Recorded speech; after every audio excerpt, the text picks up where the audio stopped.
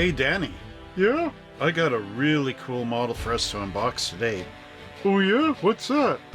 Well, it's this Dungeons and Dragons van by AMT. Oh, let me take a look. Ooh, that one looks really cool. Yeah, Danny, this is new from AMT. Just came out a little while ago. So I thought I would unbox it and show everybody out there what it looks like. Yeah, that's gonna be cool. And Danny, for those that don't really know, we're also selling Dungeons and Dragons items at Monster Hobbies. Really? Yeah. And I want to run an original AD&D first edition campaign. Oh yeah, that'd be cool. Yeah. So I have the original player's handbook here, Danny. Oh yeah? Yeah, and I know you've never played the game. No? So I thought I would read a little bit of what's going on in the game in this video, and then on a different channel later on I'll make more detailed videos about playing the game. Oh, that'd be cool. Yeah, so I'll just read a couple little paragraphs out of this as we go through our video and do a little scenario or something like that, just so that people can kind of get an idea of both the van and the original advanced Dungeons and Dragons. Cool. Well, let's go down to the bench and take a look at the model. Sure, Danny, let's start there. The year is 1984, and you're a college freshman, and you've just had your 1977 Chevy van painted up like a Dungeons and Dragons vehicle. Gee, Trev, that intro's kind of a bit weak. You should do it like the Conan movie. Okay, Danny, hang on. Let's just start this up again. In the times before the old days, we had a Dungeons and Dragons van. Yeah, that's better. All right, Danny. Well, thanks for the comedy intro here. No, but seriously, AMT has just released this amazing 1977 Chevy custom van done up in the Dungeons and Dragons style. And as you can see, the box art itself is exciting, with this brave barbarian warrior fending off the huge dragon on the side of the van. This is a 1/25th scale model that you are going to enjoy. Oh yeah. On the back of the box, the model kit is recommended for ages 10 and up. It's a skill level 2 kit, which requires some paint and glue.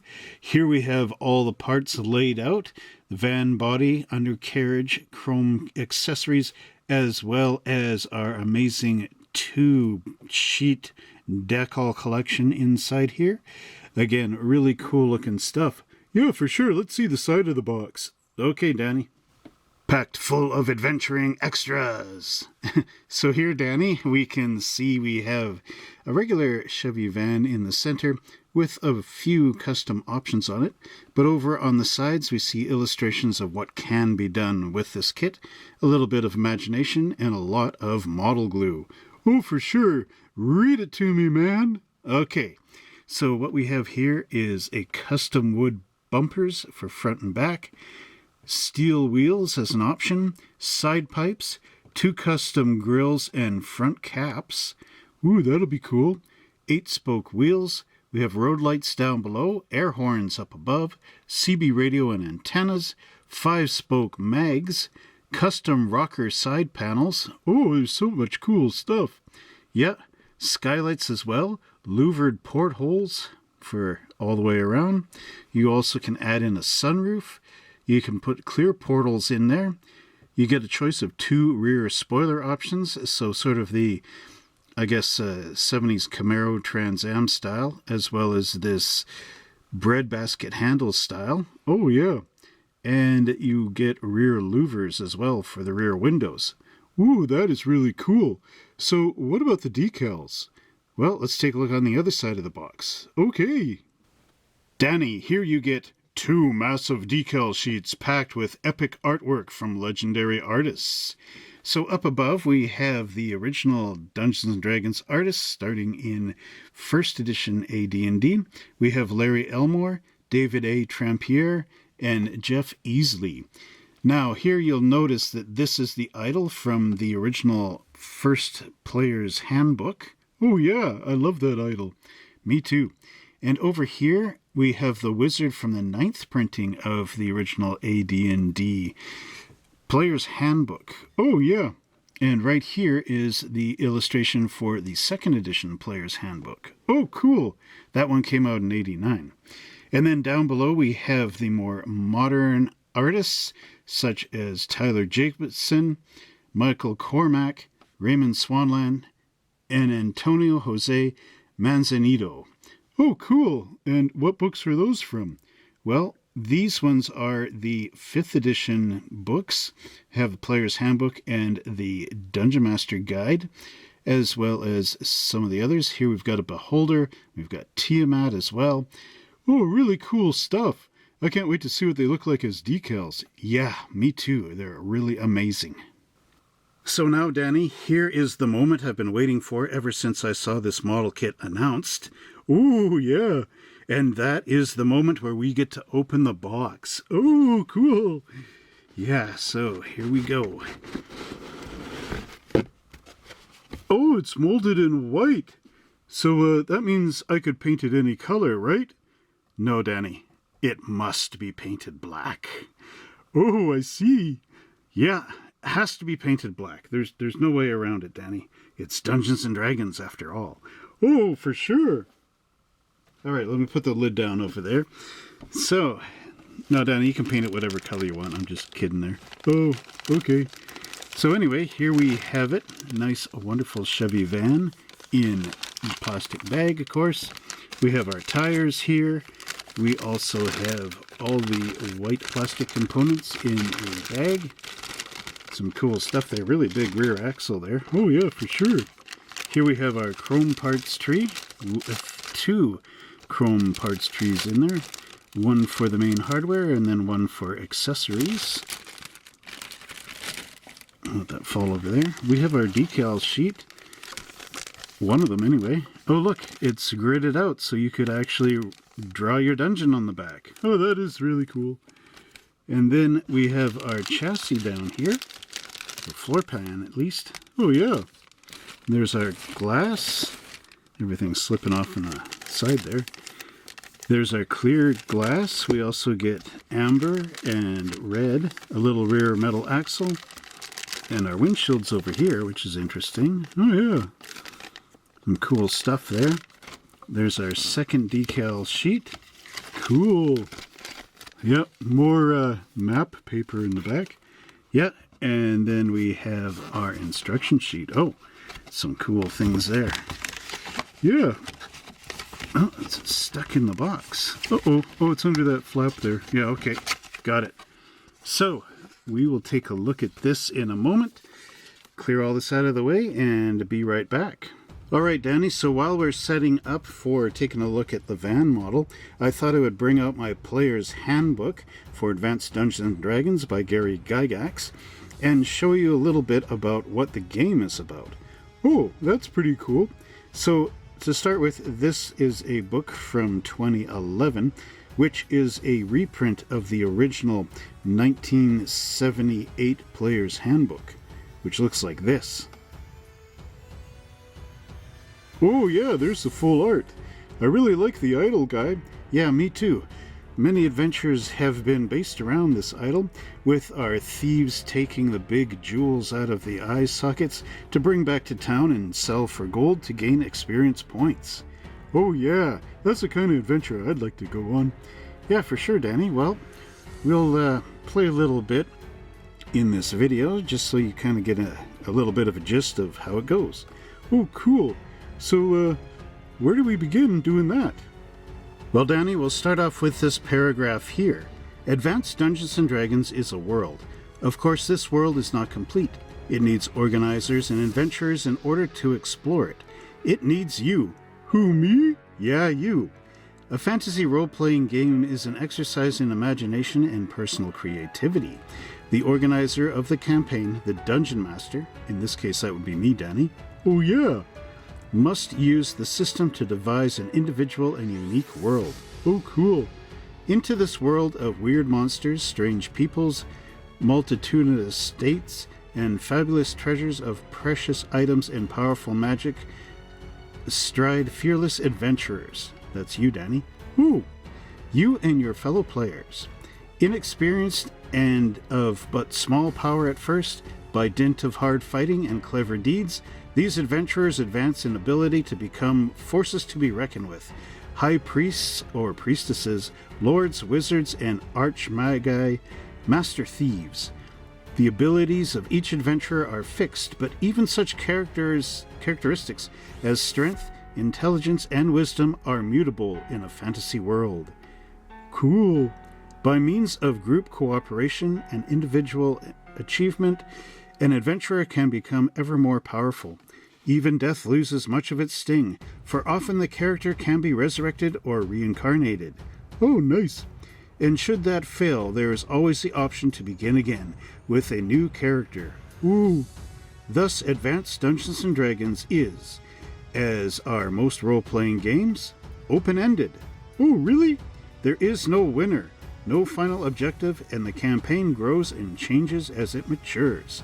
Oh, that is exciting. We continue with this paragraph, Danny. The game is ideally for 3 or more adult players.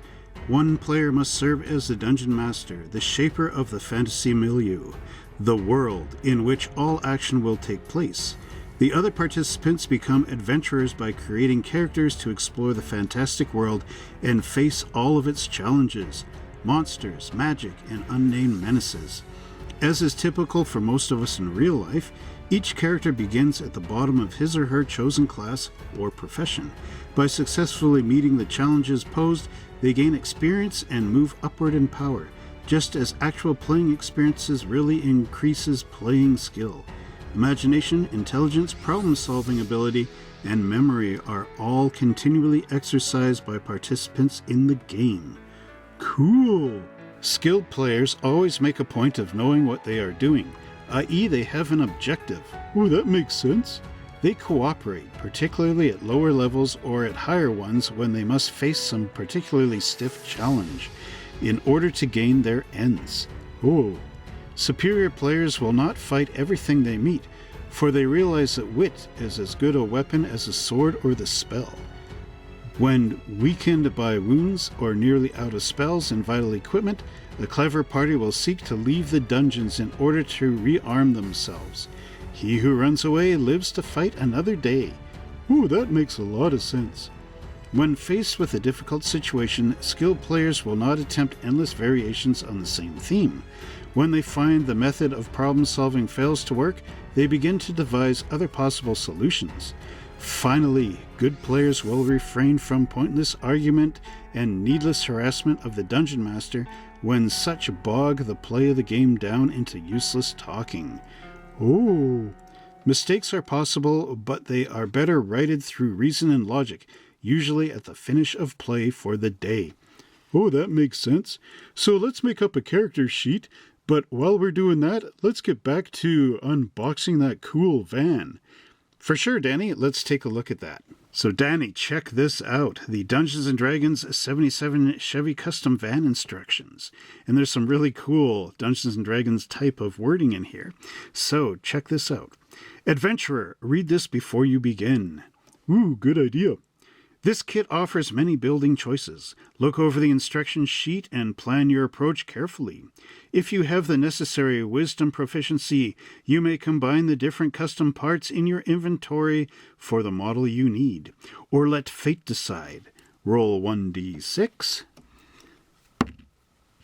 Oh, and choose between the options. After you or the dice have planned your van, follow the assembly instructions and test fit the parts without cement. This will familiarize you with the locations of parts, improve your chance to hit the first time, and avoid traps. For best results, the various subassemblies and components should be painted before any of the chrome parts are attached. For example, when attaching non-chrome body accessories, it is best to cement them in place and paint the body as a unit. For protection during dungeon crawls, this model is molded from the finest quality high-impact styrene plastic. Avoid reducing its armor class and use only paint and cement made for styrene. Trim excess plastic from parts before joining. When attaching the chrome parts, scrape plating away from joining surfaces. Use just enough cement to join parts and be careful not to smear it on exposed surfaces, or you'll have to make a saving roll against poison. Built according to the instructions, you should conquer this kit with little trouble. Follow the numbers because the parts are numbered in order of assembly.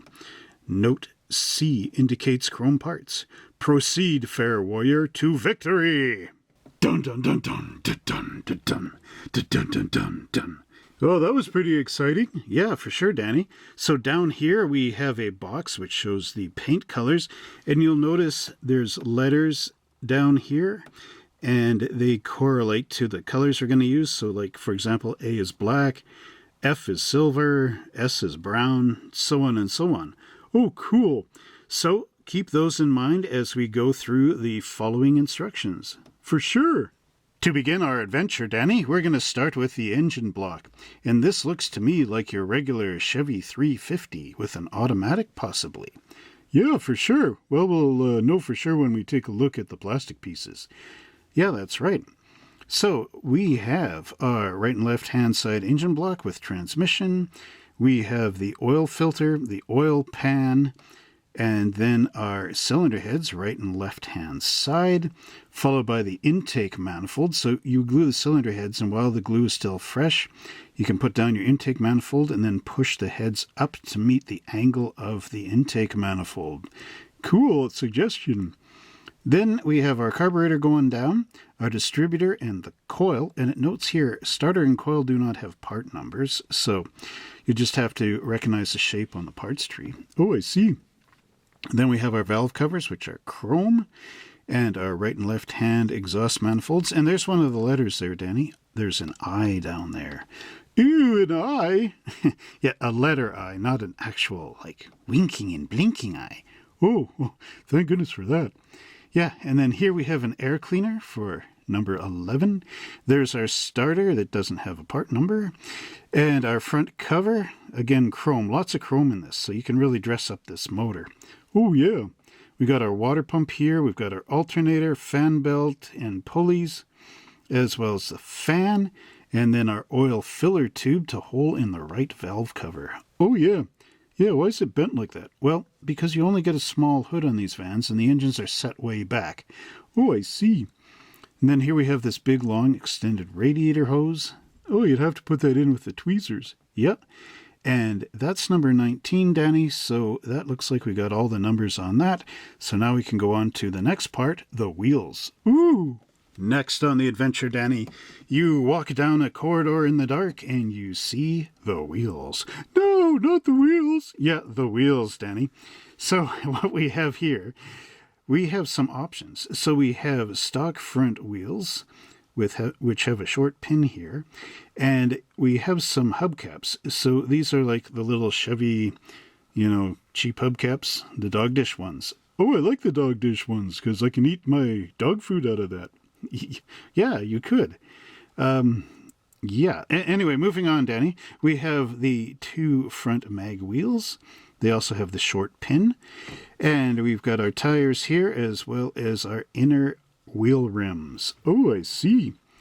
So here it says to paint the stock wheels BC, body color, and then G for the mag wheels. So that's kind of cool. Yeah, G. It really is. All right, Danny, enough with the dad dog jokes. Okay. So anyway, here we have the rear tires, and again, the mag wheels or the option ones with the hubcaps, rear tire, and the inner wheel rims. Now these ones have the longer pin, and I assume that that's where the metal axle is going to go, but that is further in our quest. Ooh! So let's go on to step number 3. Now we get into the basic chassis, Danny. Ooh, I'm getting scared. Well, it's okay, Danny. Your torch is still lit, and your adventuring party is right behind you. Oh, okay. Well, that makes it better. Yep. So we have a cross member, which goes into this frame. Fuel tank in the back. You might want to paint that steel. Oh, yeah. How many gold pieces would that take? Not that many, Danny. You actually need steel ingot. Oh, okay. And a good blacksmith to forge your fuel tank. Oh, I see. That might cost you the gold pieces. Yeah, well, that's what I meant. Okay. Anyway, getting on here, we have some left side braces for number 2. Side braces. And those would go into the little notches here. Buenos notches. Yeah, for sure, Danny. And now we have number 3 as a cross member. That's part 1. Or number 1 cross member. Should go into there. And then we have our transmission mount going on top. Here we have the right side brackets. There's supposed to be 2 of them, so I assume one's there and one's there. And then all of the frame glues down onto the floor pan down here. Frame to floor pan. Oh, I see. Next, we carry on with our chassis assembly, Danny. Woo! So we have the previous sub-assembly all put together. That was step number 3. And finding number 1, we have the exhaust system being dropped into place. And here you can see it's a single exhaust. So now it did show dual exhaust as an option, which is interesting that it doesn't show it in the instructions here. So there is a bit of this that you're going to have to figure out, Danny. Ooh, I see. But that's where you roll your 1d6 and decide, will this have side exhausts? On a 1, it's a failure. Well, I guess it's a single exhaust. Oh, well, is that how that's supposed to work? Yeah, well, that's what AMT is suggesting, but, I'm going to use my own judgment on building this. Oh, I see. Anyway, we have our right and left side rear springs, and then what happens? We got our 2-piece rear axle, number 3. That's a real big, thick, heavy-duty axle. And then we have our left shock absorber being glued on the back, and our right one on the front. Oh, that's kind of like the Ford Mustang arrangement for those shock absorbers. Yeah, it is kind of like that.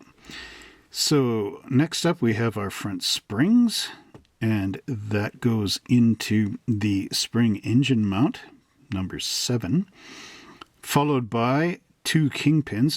It says do not cement, so you could have posable steering in the front. Ooh, that's neat. Note, may be cemented in a turning position. Oh, okay. So it's not fully posable, but you could actually drill a hole in here and in there on the ends of our tie rods and put a metal pin in the hole. So a hole here, a hole there for the metal pins, and then you can bend the pins over at the top, or even use little nails, so you got the head there. And then you could actually make this as posable steering. Oh, cool. Yep, that's a little trick. Don't tell anybody. I think they heard you, Trev. Oh, okay. Anyway, we have these idler arms as well, which attach to the tie rod, and then the tie rod itself, of course. And wait, I lost the numbering system here. So before we get into that, you have your lower suspension arms and shock absorbers on top of those. So all this section sandwiches together with the kingpins in these holes here and hitting the hole up there. Then our tie rod, then your choice of putting the pins in. That's a little extra. Oh, and you also have the idler arm, which glues to the frame. Oh, I see. Now in step 5, Danny, we get to the final chassis assembly. So we're almost out of this part of the build. Woohoo, cool. Just like being close to the end of a room in a dungeon. Yeah, for sure. Or a long hallway. Yeah, it is kind of a long hallway, isn't it? Yeah. Anyway, so let's find number 1. So we've got the midship bearing, which will glue into the holes back here. Oh, I see. And then our rear drive shaft, which will slip into the back of the rear axle. Now, I kind of suggest like doing this with maybe first align the shaft in the hole and then match it up to the midship bearing and then glue the midship bearing down. Because I think if you do this first, you might not be able to get the ends of the drive shaft into the holes. Oh, I see. It's a good idea. So next, we have a trailer ball hitch in the back and the trailer hitch itself. So those two glue together and then drop here. And it says, note, do not use with step rear bumper. So plan that out first, roll your dice or choose it yourself. Here's that metal axle, so I was right. And we've got our assembled wheels as well. Rear wheels of your choice, not mine, Danny. Maybe not even the dice.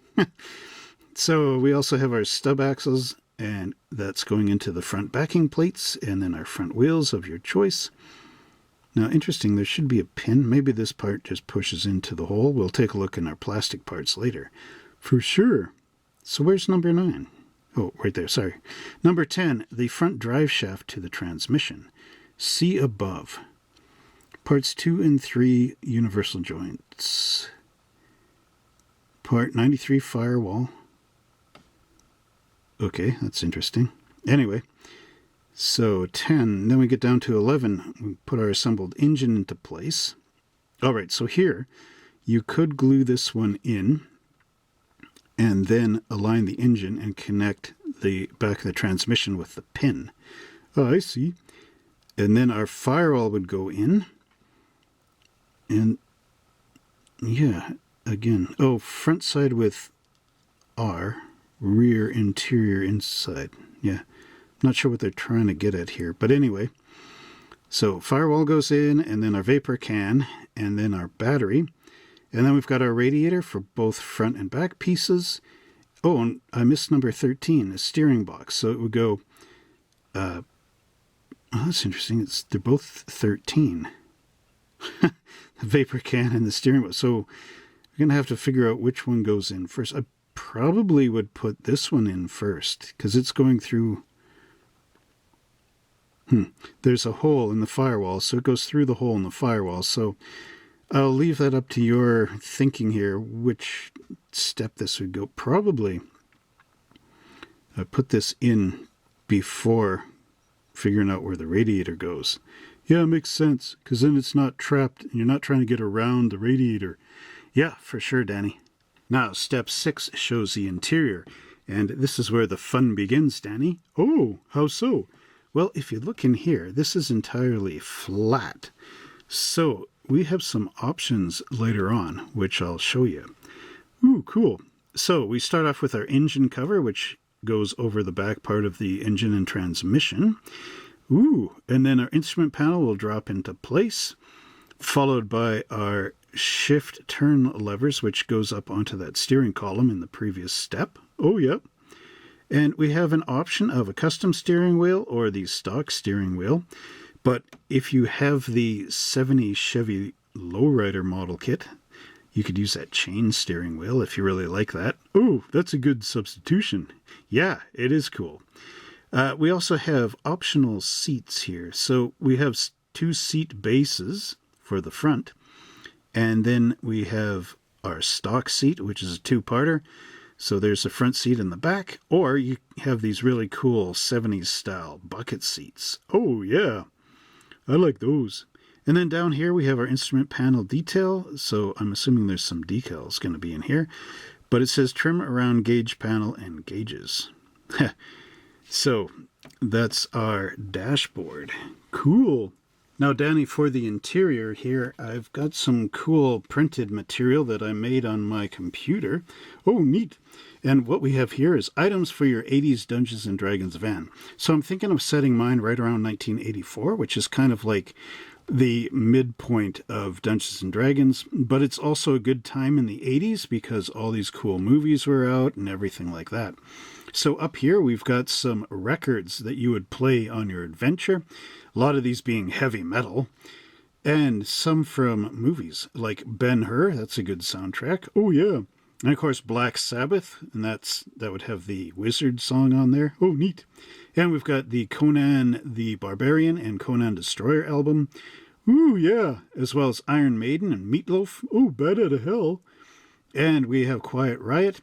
I've even got Spinal Tap here with their Black album. And then I found this one. It's a Dungeons & Dragons. It was a tape cassette as well as a record. And it's like techno kind of... Not techno. It's synthwave. Oh, yeah, I remember that. And it's kind of an interesting track, actually. And they used one of the songs on this in The Return of the Living Dead. Oh, really? Oh, that's cool. And then over here we have the Lord of the Rings soundtrack. Now this is the Bakshi version, not the Peter Jackson one. Oh, cool. Yeah, so it fits that time period, 1979. Yeah, for sure. Then I have AD&D books, module maps, screens, and character sheets. This screen was really hard to do because I had to piece it together from images. And luckily, I actually have one of these screens in the store, but I think I might keep it. It got water damaged. Oh, yeah. But yeah, so I had to piece it together based off that. And some of my own little designs because missing pages. Anyway, we have our Dungeon Master Guide, Monster Manual, and Player's Handbook scaled down to the right size, as well as 4 character sheets and original grid map that I found online. Cool. As well as 3 modules down here, including one of the beginner modules, which is really cool. That is the Keep on the Edge of the Mountains, or whatever it was called. I can't read its micro print. Oh, yeah. And my memory is micro burned out here. Ooh, that's funny, Trev. Anyway, we also have posters for inside the van. Now here we got the Conan Conan the Barbarian poster. I've got the one from Heavy Metal, as well as the Bakshi Lord of the Rings. And then here we've got the Sinbad movie, The Eye of the Tiger. Oh, I remember that one. As well as Clash of the Titans. And then I put in an ElfQuest poster because that was a very popular comic back in the 80s, around that time period. Yeah, I remember ElfQuest. Your neighbor really liked that one. Yeah, for sure. He was a good DM too. And then I've got Dragon magazines, which we also sell at Monster Hobbies. And I just picked out a whole bunch from my inventory here. So these are actual ones we're selling. Oh, cool. Just reduced down so I can put them inside the van. I'm thinking of building a table in there for D&D and use those chairs from the 56 Ford, the Star Trek ones. Oh, I like those. And then here I put in some license plates, and there's a little bit of a kind of a joke here with the numbers. So this is an Alberta plate ADD, so Advanced Dungeons & Dragons, 979. Now, if there was 4 numbers allowed, this would say 1979. So that's a little joke part. I've got a British Columbia one that's 980, 1980. And another one, 984, 1984. And then I've got an Alberta plate here. Oh, that looks too modern. Yeah, but actually, Danny, this was the year that this plate came out for Alberta, which is 84. Oh, neat. So BC was still in a sort of a past, an old style license plate. But Alberta, it modernized. Oh, cool. So, of course, it's reverse. 984 ADD. Oh, I see. And then I got them slightly smaller here in case they're smaller on the van bumper. Oh, cool. Yeah, that's a really good sheet, Trev. You should maybe print some out for some of your viewers. Yeah, that'd be kind of neat, wouldn't it? All right, Danny, so here we are moving on to the body, and there's a lot going on in here. Ooh, I can see that. So there could also be even more parts. Oh, I just noticed some. Here's the side exhausts. I thought they didn't include them, but it's just a body add-on. Oh, neat. So dummy exhausts. Yeah, for sure. All right, so where is number 1? Number 1. It's not starred out. It's right here. So, number 1. We have some grill options. So we have the custom grill pan with a filler. And that's sort of like a screen in there. Neat. Then we have this option, custom pan and filler, and you've got custom headlights to go on there, and that gigantic Chevy emblem. Yeah, that's a little over the top. Yeah, but some people might like it. Oh yeah, could be you. Yeah, could be you, the audience. So we have a wood front bumper, which glues on there. And then we have our stock front bumper with the headlights going into the square openings, and optional fog lights with clear amber. We have 2 parking lights which go down below and a license plate. And as another option, you've got your road lights and road light lenses. Oh yeah, lots of glass going on in here. And what else do we have? Well, getting into number 2, we've got our clear windshield down here, and our mirror being glued in place. This just floats in outer space until the body drops on. No, come on, Trev, that's not right. Yeah, no, you would glue it inside here, of course. And you've got your 2 doors, or windows, door windows, to glue on. It's got the pillar in there, so you could chrome that and then glue it in later. Use your bare metal foil on that. Yeah, that's an easy use there. So I kind of went off the number system here, so we'll just go around. We got our body to chassis going down here. We have the side mirrors with the little bottom stand plus the bent part up above, hooks onto our mirror. We have the side panels. So these are options. Side panels, which are chrome, go all the way to the back. Or you got your side exhausts, which you can glue on underneath. Or these dummy mufflers, which go glue on. And they also have the two-piece manifolds, glue on the back here. We have antennas. Now, some of these are for like a CB radio, so you can glue them on anywhere. 2 rear side lights, red ones. And you got your optional roof spoilers. You got your Trans Am style here, as well as your handlebar one. And then you've got 2 skylights, which you can glue in. And it says, note, decals may be added under skylights before attaching parts. Ooh, that's cool. Yeah, I have to see what those are. We've got our air horns here with the 2 pieces, as well as separate molded windshield wipers. And you have the option of cutting in the sunroof here and gluing it in from inside the body. Whoa, there's a lot going on. Yeah, and what I want to do is I want to put a wargaming table in here for playing Dungeons & Dragons, use the screens and everything. And if that doesn't really work, I can also build a table and have it outside the van, sort of like the guys are playing outside. Ooh, neat. That brings us to the back of the instruction sheet, Danny. And here we've got the rear going together.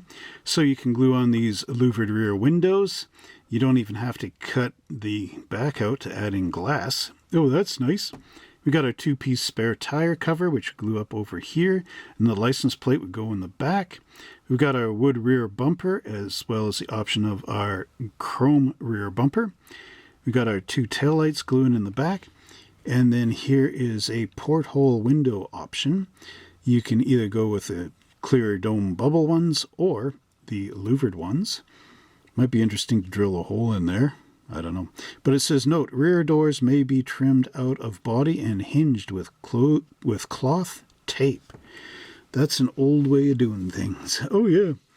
But it would make it look kind of cool. You could also just glue them in place, wide open. However, keep in mind that the louvers and the spare tire cover might interfere with a decal you want to put in the back. Oh, yeah. So plan that out first. Maybe roll your dice and see. I rolled a 3 there, Danny, so hopefully that means something. Yeah, I don't know. I don't understand that. Yeah, me either. But it's not a 1, so I didn't fail. Well, that's good. Okay, so we'll just slip the decal sheet, or the instruction sheet up here, and look at our decal placement. So you'll see this dotted line on the, let's see, left-hand side, we have the retro van. So this would have been for first edition, or second edition, actually. Anyway, we have the barbarian taking on the big dragon on the side, and I really want to use that decal. Yeah, I don't blame you. And then the Dungeons & Dragons logo going on the door. And we also have the Chevy van logo on here. You can either use 10 or 11.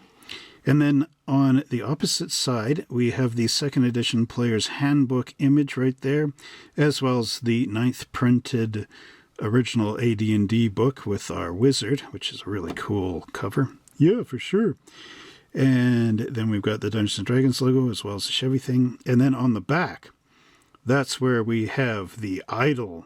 Yeah, that's got to go on the back, man. That thing's heavy duty. Yeah, for sure, Danny. However, notice on the modern side, we also have some really cool decals going on here and here. And down here is the one for the Dungeon Master's Guide from 5th edition. Cool. And this one looks like Tiamat. It's kind of a little harder for me to distinguish what this is. That looks like Tiamat up there too. And then we've got the more modern Dungeons & Dragons logo on the side, as well as the Chevy markings again. Oh, yeah. And then in the back, we have the adventurers meeting the beholder. And that's that great big ball creature monster with the tentacles. They're actually little eye stalks. Ooh.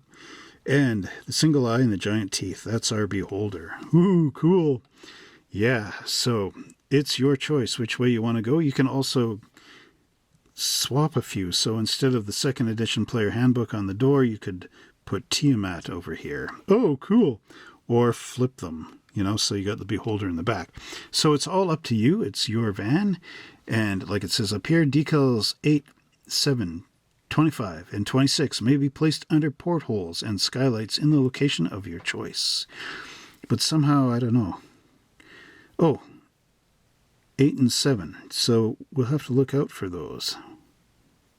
They don't really show them here. So anyway, we'll check that out on the decal sheet. Cool. So Danny, should we do a little mock adventure? Oh, yeah, that would be neat. So Danny, your character that you chose was Trogdar the Barbarian, right? Yeah, that's right. I wanted to be a warhound, but this is makes more sense. Okay, so Trogdar. Let's imagine the scene, okay? Okay. In our adventures so far, Trogdor went to the magical city of Arrowroot, where he met a powerful mage named Rari. Rari told Trogdor of a magical tome that was lost to the ages. This tome was known as the Librum of Silver Magic, and Rari could use this in order to stop a magical dragon attack from destroying the city of Arrowroot. The only issue is that the Librum of Silver Magic had been lost for decades, and it was taken into a magical castle. Now, Trogdor had picked up an expedition, which included a link boy to be a torchbearer, 2 porters, 2 man-at-arms to take up the front and rear, and he also befriended a thief, a cleric, and a magic user, all of which are level 1, and they are about to enter into the magical castle of They have descended the staircase down, and over some time they have been exploring inside the castle of They are being very cautious of their torches, since they only have enough for a day or two in the dungeon, and they have explored their way through a few of these rooms and have ended up here. The party is situated right here, where the number 10 is, and they are looking down this long corridor of 60 feet, each square representing 10 feet, and they have come into a hallway of doors. All right, Trogdor, you and your party are standing at the entranceway of a long hallway. Please tell me the order of all your people, who is first in the lead, and who is following up behind. Okay, well, let's put one of the men-at-arms in the front, and then the thief and the magic user will be behind the link boy, or our torchbearer, and the porters will be more toward the back, more toward the second man-at-arms, and I'll be standing beside the first man-at-arms. All right, Trogdor, that's a pretty good way to do it. So you'd have your thief, cleric, and magic user sort of behind the more action-oriented people, like your man-at-arms and yourself. You have a second man-at-arms who will help direct in case you have to fall back. And, of course, you said before that you would fall back in an orderly fashion. Yeah, we could go back to that other room where we had cleared it out and made it nice and safe. And then the thief can use the spikes to spike the door behind us in case anything chases us after everybody's in. And me and the man-at-arms, if we have to leave, we'll be the guys that are taking up the rear as the party turns around. Okay, that sounds like a good plan, Danny. All right, so let's carry on with the situation here. So your torchbearer, from his light, you can see down this hallway, and there are a lot of doors here, Danny. Ooh, mystery doors. Yeah, that's right. So your party can move ahead and maybe pick a couple of these doors, or pick one of the doors, and listen in. Oh yeah, that's a good idea. Okay, so what we'll do is we'll move to one of the doors here. Okay, Danny? Hey, I'm not Danny, I'm Trogdor. Oh yeah, sorry, I forgot. I got a little wrapped up in the scenery here. That's all right. Okay, so Trogdor, which door do you want to go through? There happens to be 6, 3 on the right and 3 on the left. Ooh, let's see. I'll take the 3rd door on the right. Okay, so that's this one here, Trogdor? Yeah. Now, keep in mind, everybody, that Trogdor can only see where they have been and down this hallway. So they haven't mapped over here yet into area 12 or 13, and they don't know that there is an area 11. So the map maker of the party, which happens to be the wizard, is jotting down notes as to where they're going. Alright, so getting back here, you want to try door number 3. Yeah, for sure. So you come up to door number 3 on the right.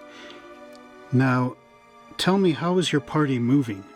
Oh, well, we're just kind of walking down the hallway. Alright, so you're not really being too cautious? Well, no, because we cleared the area before and it just looks like a hallway with doors.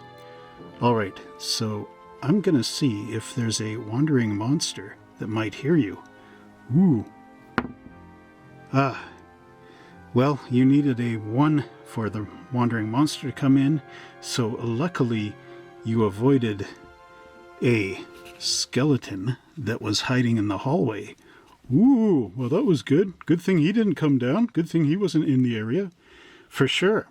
Alright, so you're coming up to the door here. What do you want to do? Well, let's have the thief listen in. Because, hey, we almost got ambushed by a skeleton there. Alright, so the thief comes up to the door. And he puts his ear on the door. But he doesn't hear anything. Oh, well, he didn't hear anything. Okay, so I guess it's safe to open that door. Alright, how are you going to open the door? Well, let's still be cautious. I'll get the thief to use his picks really quietly. Maybe he'll put a rag over top of the pick, and well, he'll put it in the lock first and put a rag over the top so that nobody can hear if he's picking the lock. Ooh, that is very smart, Trogdor. So, that's what you're doing, eh? Yeah, I think so. Okay, so the thief gets the door unlocked. You hear the key roll around in the tumblers, and then the lock pops open. Okay, well, let's take that rag, and I'll take the rag from the thief, and I'll move it up to the handle, and let's have the man-at-arms standing at the defense. And maybe the magic user will maybe begin to cast a spell or something. Okay, so we'll let that kind of go through. And I'll ask the magic user which spell he's thinking of. Okay. Alright, so you slowly start to open the door. And behind the door is a Doom Guard. Oh no! Well, how come we didn't hear him? Because, Trogdor, the Doom Guards, if we look at the back of this card, now these cards came from 2nd edition, and they're collector cards. We sell them at Monster Hobbies, but they have all this info on the back, and it's really cool because they tell you stuff on here. So, the description, originally nothing more than a suit of armor, the Doom Guard is an animated creature similar in nature to a golem. Oh no! They are limited to 1 or 2 rudimentary orders, such as stay in this room and kill anyone who enters but me. Ooh, this is a lot more difficult than the scenario we ran over at the Monster Hobbies Model Car Garage channel when we were uploading the same video. Yeah, I know, Danny, the stakes just got a little bit higher, didn't they? Oh, for sure. Well, hopefully my cleric can turn undead or something like that in a big hurry. Well, there's always hope, Danny. And that the magic user can cast his spell, or maybe just with my mace here, I could knock the Doom Guard down, maybe hit him at the legs, and hopefully the armor will just crash on the floor. Well, that's quite a few scenarios, Danny, so think about it with your group, pick one of them, and then let me know what you're going to do. Can you survive this, Danny? I don't know. I hope so. If you're looking to play Dungeons & Dragons, we have some really great dice sets from Chessex, as well as single dice, dice bags, and dice trays. For those that like the older games, we also have some vintage Dragon magazines going all the way from the 1970s up until the early 2000s. You'll also find a great collection of bagged miniature figures from the Golden Age, going back to 1975, as well as the infamous, famous dragon from the Dragonlance series. We have the Red Dragon of Kirin. And for those of you looking for the books, we have the first edition Dungeon Master Guide, Player's Handbook, Monster Manual, Unearthed Arcana, second edition Player's Handbook, as well as some fourth edition, and the most recent here on the end. That would be the Dungeons & Dragons Starter Set for 5.5, Player's Handbook, and Dungeon Master Guide. We can also order in a bunch of stuff for the latest set if you need it. So Danny, getting back to the unboxing video, which I think most people actually came here for, not us playing D&D. Oh, yeah.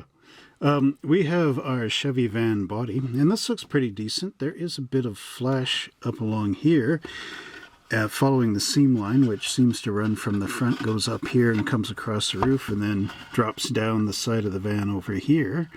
Oh, yeah. But looking at the side, we've got these wonderful sliding doors.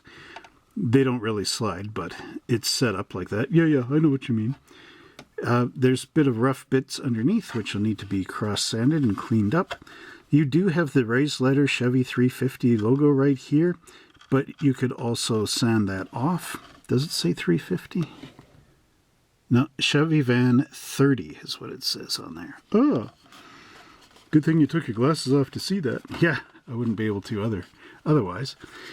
We have our hood vents here, as well as windshield wipers. And yeah, you can see how short that hood is. That's why you need the back portion to come off behind the dashboard so you can work on the engine. Oh yeah, right in the van. Yep. Over on this side, we don't have a sliding door, but that's where we put on the big decal right there. Got the side marker lights and the fuel door nicely molded in, as well as some trim molding along the base line down there. And then out back, we have the Chevrolet lettering above the license plate, as well as our hinges molded in place, the door handles, and the holes for the tail lights. Yeah, it looks cool. Little holes for mounting the bumper on. And then up underneath, we have mold marks. But hey, look at this, Danny. Ooh, what's that? If you took your hobby knife and went right along here, you could cut that entire roof panel right out of there and have it wide open in the top. Ooh, too bad AMT didn't include a gigantic sunroof for that. Yeah, because, well, you could use the evergreen sheet styrene in there, the clear stuff. Yeah, that's an idea. Actually, I might do that. Yeah, go for it. Then I can show the entire interior in there, as well as a gaming table that I want to put in. But here's the little cutout for the sunroof, as well as little ones for the mounting those air horns or something up above. Not totally sure. Yeah. Then I can glue those posters in up along here as well. Actually, I can put a whole ton of them in there. Maybe I should enlarge that image sheet that I made. Yeah. But overall, looks pretty good, looks decent, and I'm sure you'll enjoy building it. Next up, we have our floor pan in here, and there's a little bit of carpet texture molded in, as well as the fender aprons, and then our great big hole in here for the engine to go in. Oh, I can see that carpet. Yeah, there's a floor mat up here as well. Yeah, for sure. Underneath, it's pretty smooth. Couple of mold marks in here you're going to have to get rid of with your number 16 hobby blade. Ooh, yeah. But overall, I mean, hey, it's a flat plate. It's sunken down in here for the steps to get into those side opening doors, as well as for the driver and passenger. Cool. Our next parts tree includes our seats. We've got these stock ones up here, as well as the backs and the bases.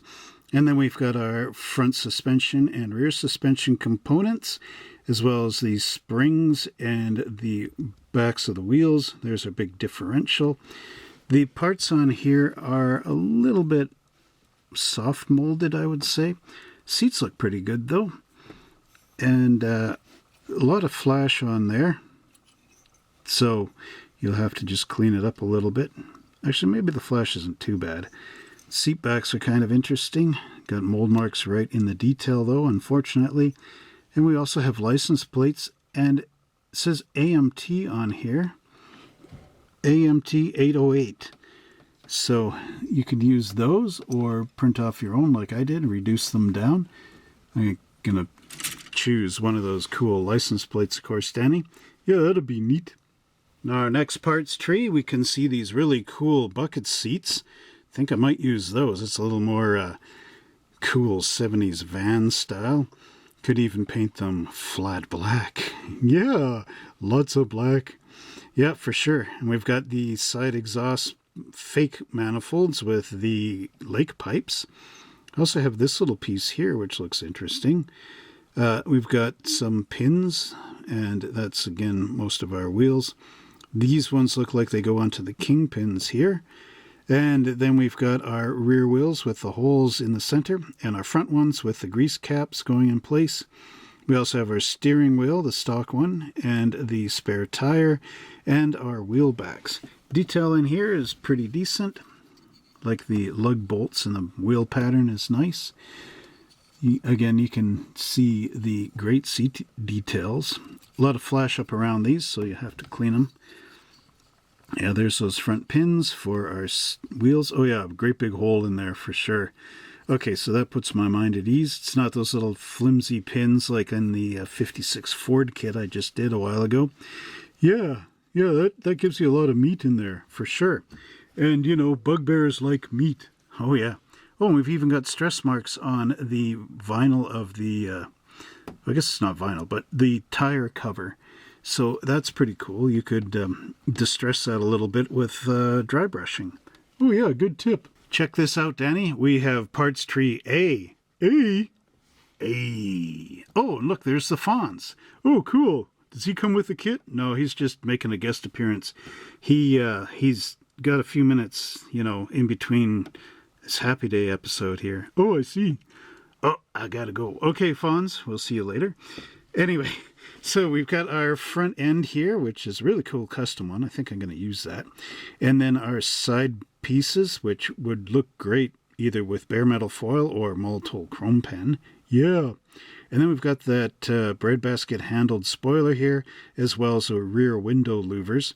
I'm hoping to use these. We'll see where that decal... No, can't. You cover the idle. Yeah, don't cover the idle, man. You got to have the idle. Yeah, for sure. And I got the CB radio, and that's your typical 77 van. But take a look at that front end. That's neat. Yeah, kind of like a custom Dodge sort of thing. Yeah, I'm going to paint that black in there and gloss black here. Yeah, black. Black is perfect for this. Yeah, for sure, Danny. But you can paint it any color you like, of course. Oh, yeah.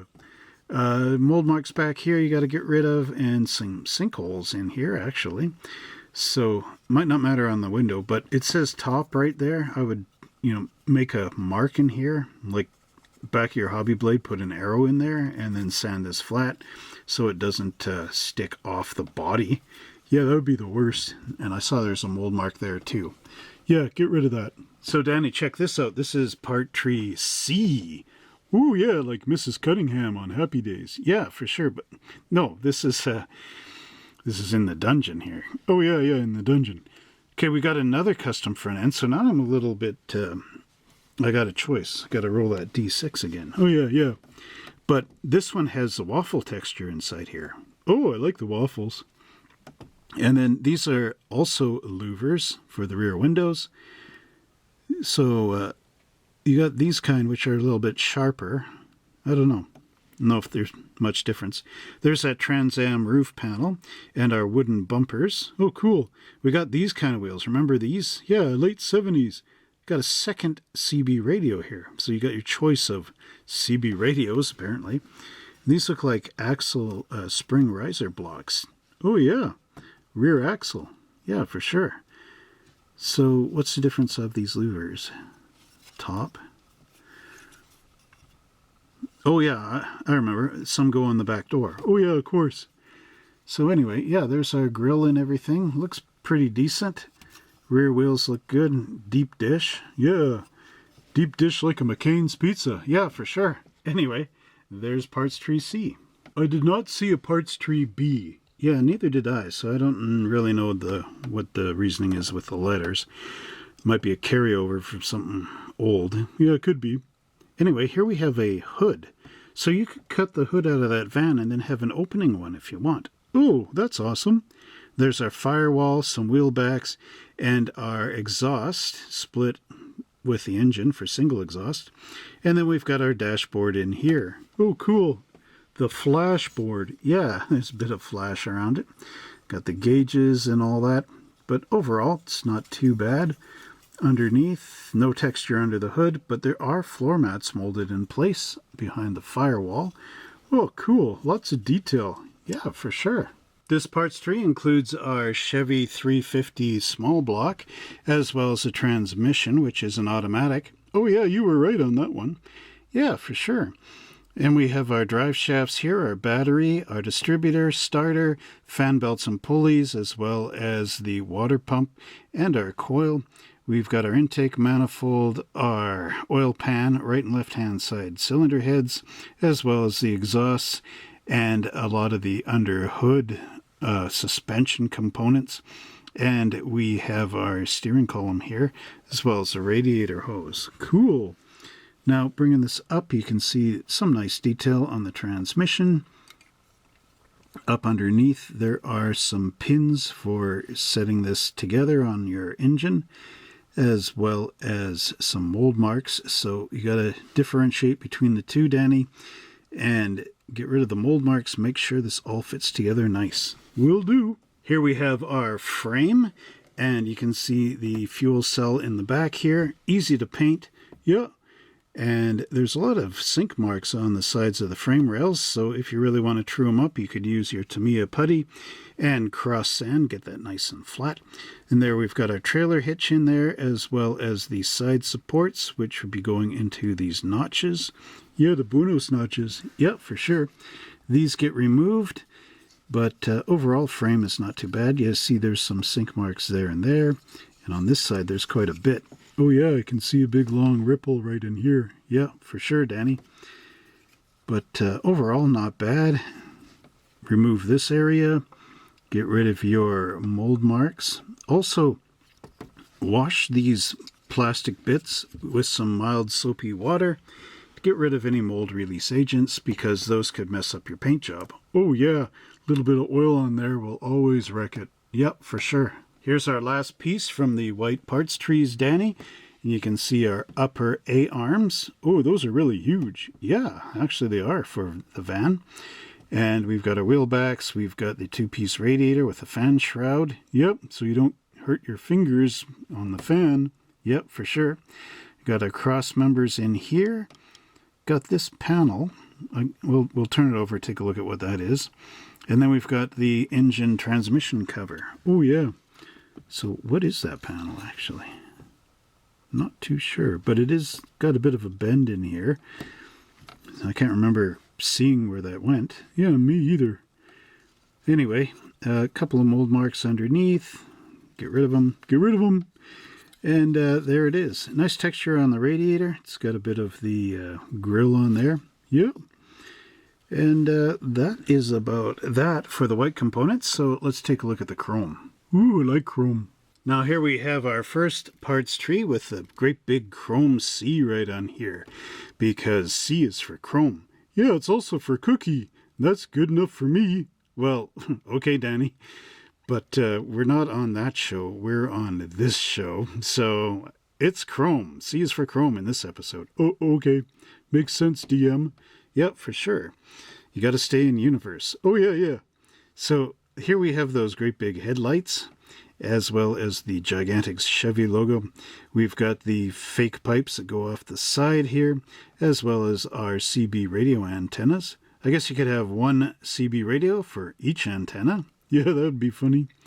And then here we have the horns. Oh, yeah. Nice detail on the headlights. Make sure when you glue them on, you get that pattern, north, south, east, and west, and not at a funny angle. I will always say that. Yeah, nothing worse than having headlights that aren't right. Oh, but it's actually got some slots in there. So mold marks off the back, so sand those down nice and flat. Make sure everything's got a good contact on there. And we'll take a look at the second chrome tree. So here we have our second chrome parts tree, and there's a lot of cool parts on here. We have these mag wheels, which look like American racing type wheels. Oh yeah, and you could actually paint the spokes down here if you're brave enough with a darker color, maybe that graphite color, which would be accurate to some of those wheels back then. Yeah, for sure. Got a custom steering wheel, the stock grille and headlights with the bumper and the rear bumper as well. Yep. And then here we've got our Chevy hubcaps, the dog dish ones. You could also use these on a regular Chevy car of the era if you want a real cheap looking one. Yeah, the low model. Yep. Got a chrome timing chain cover, as well as our carburetor here and our little air cleaner, chrome valve covers and a chrome fan. Nice. Dress it all up. Yep, for sure. And I got side mirrors with all those multiple pieces, and our levers for our steering column. Nice detail on the chrome for sure. And off the back again, really looks good. Almost looks like a different kind of chrome, sort of more blue back here than the bright chrome we're used to. Yeah, but overall, Danny, this looks really, really good. Yeah, for sure. Lots of detail in there. Next up, we've got our clear components, Danny, and I'm really curious to see what the decal is going to be that goes underneath these skylights. Yeah, that'll be interesting. So there's the side windows with the little post for the no draft molded in place. We also have the clear portals for the side, as well as the sunroof here. And we've got clear headlights and the fog lights. So bringing it up to the camera, you can see that nice detail in there for the headlights. North, south, east, and west. That's the trick, Danny. Yeah, trick or treat. Yeah, for sure. Overall, not bad. These are in a plastic bag, so there's no scratches on them. So be careful when you're taking them off that you don't accidentally scratch them. Yeah, be careful. Wear your silk gloves. Yeah, sure, Danny. Like we all have silk gloves. Now here we have our clear front windshield, as well as our red components and our amber components. And if you check out the history of this van on ScaleMates, you will see that it has worn many different costumes over the years. It has been a wizard, it has been a foxy van, it has been all kinds of different things. Yeah, lots of different costumes, like it's cosplaying or something. Yeah, for sure, Danny. Cosplaying van. And in this episode, it's a Dungeons and Dragons van. Oh, yeah. So, yeah, the glass is nice and clear. Got our red tail lamps back here, as well as a bunch of dome lights, which don't really have much of an explanation in this build. And then we've got red for our fog lights. Here we've got the yellow for the headlights as an option. We also have amber side marker lights, which is kind of neat that you don't have to paint those amber. Yeah, for sure. Would be neat to know what those were. Yeah, we'll have to take a look at some of that. But overall, the detail in here is nice. You can see the texture on the lamps. The red ones have nice texture for the tail lamps. And, of course, our glass is nice and clear. These, again, are all in bags, so hence no scratches. And kudos on AMT for doing that. And next up, we have AMT's brand new tires for the model, which don't actually say Goodyear or Firestone or anything like that. But you could replace these with some vintage AMT tires if you can find a matchup for some of the Goodyears that they used to have back in the day. Oh yeah, I like raised lighters. More authentic, for sure. However, these ones offer a more realistic tread, being scaled down to perfection, I think, in the new ones. Whereas the older treads were more like big wavy lines. These ones are really fine detail. Yeah, something you would do in a CNC machine. Yeah, for sure. The other nice part is there's no center hub that you have to cut out with your hobby knife. Yeah, those can be difficult, especially with a sharp knife. You can cut right through the sidewall of the tire. Yeah, I know, I've done that. But overall, it looks pretty decent for the van and the vintage. Yeah, for sure. And they're all black. Yeah. All right, Danny, we have followed our grid paper map, which has led us into the treasure. Oh boy, the treasure. Yes, Danny. What could it be? Well, let's do the countdown and the reveal. 3, 2, 1. Reveal. Oh, look at that.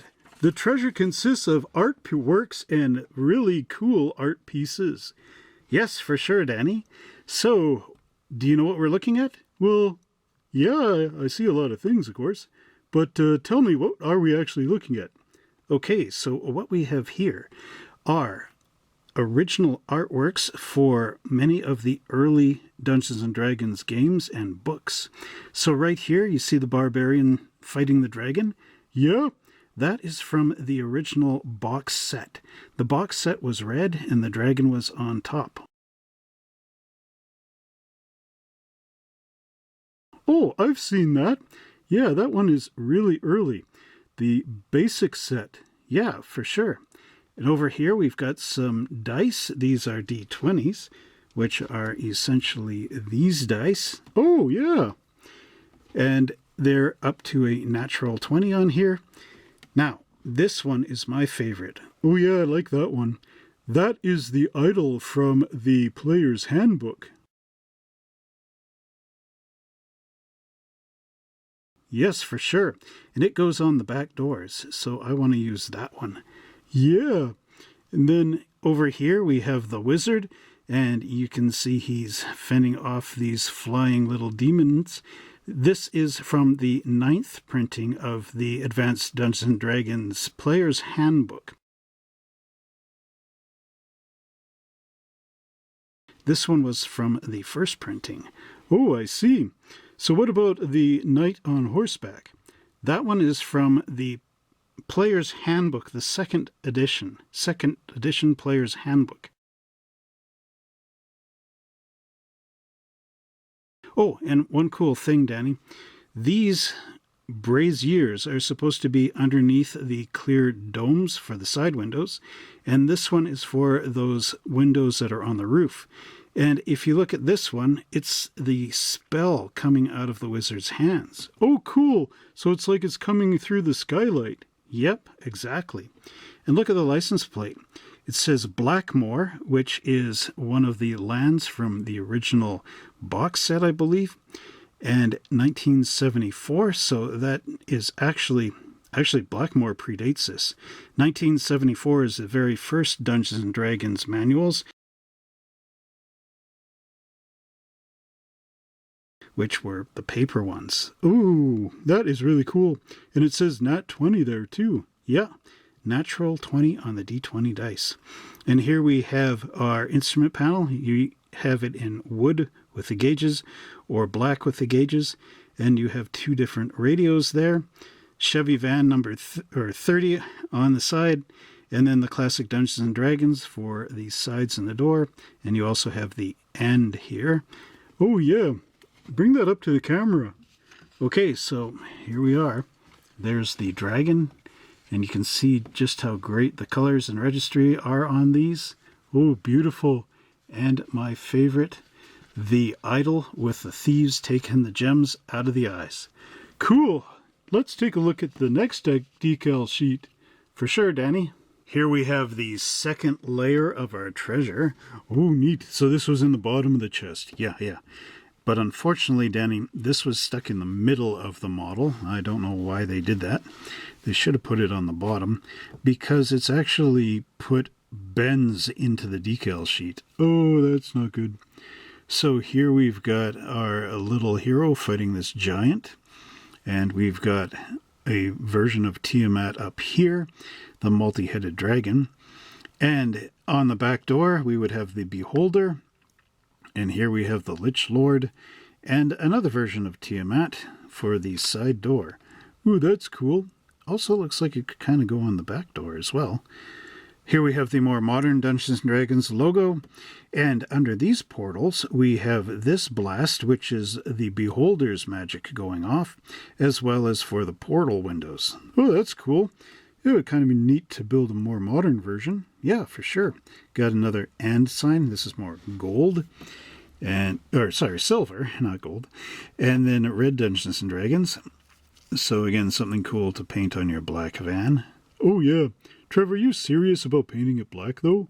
Like everybody's going to paint theirs black. Oh yeah, Danny, but you know, once you paint your model black, there's no going back. I don't think I'm going to go there on a comment on that one. Okay, yeah, Danny. Maybe that's a bit much. But here again we have the and sign. Now, we got one that says Dungeon Master. Oh, that would be perfect for you. Yeah, D&D. It says roll to hit down here. That's cool. Here we've got Tim DM. And it says Sigil up here. And City of Doors, looks like. City of Doors, that's interesting. And here we have Avernus, I think it says.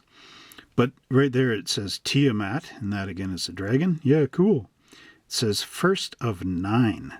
Ooh, that's really some neat lore on those little license plates. Yeah, for sure, Danny.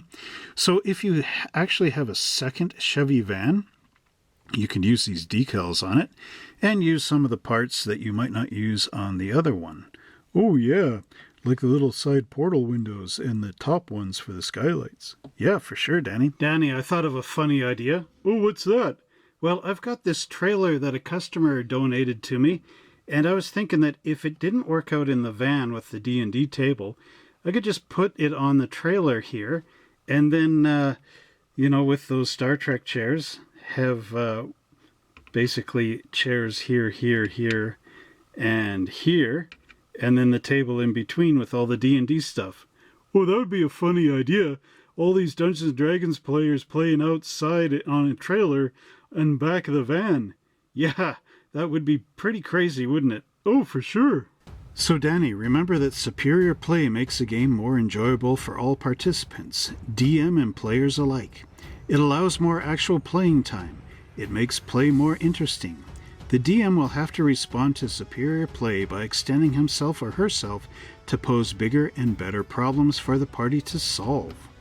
This in turn means more enjoyment for the players. Successful play means long-lived characters who will steadily, if not rapidly, gain levels.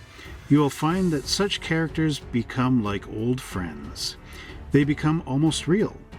Characters with stories related about their exploits, be they cleverly wrought gains or narrow escapes, bring a sense of pride and accomplishment to their players, and each new success adds to the luster and fame thus engendered.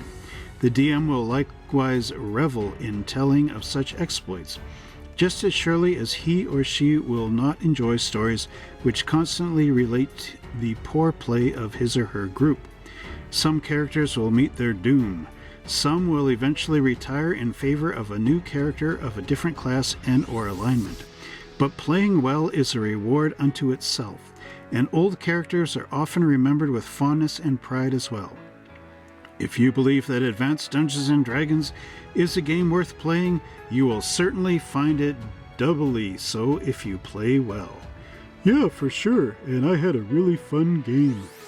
Well, I hope you enjoyed our look at the AMT Dungeons & Dragons 1977 Chevrolet van. Yeah, that was cool. Thanks for playing the game with me too, even though we did most of it off camera. Yeah, well, Danny, I enjoyed playing it too, and I hope you enjoyed our little look at the D&D book. Yeah. So, in the next video, we'll be looking at some other cool things. So don't forget to like, subscribe, and share. Click the notification bell so that every time I make a new video, you're the first to know about it. Yeah, that's cool.